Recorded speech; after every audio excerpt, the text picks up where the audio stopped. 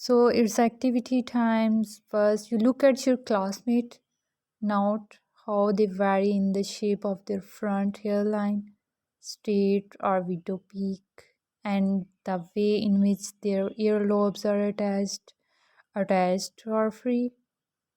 So, two characteristic you can first note the hairline, they're straight or widow, or you can see their ear, they are attached or free. As you can see the picture, these are free earlobes and these are the attached earlobes, and these are the widow peaks in their hair.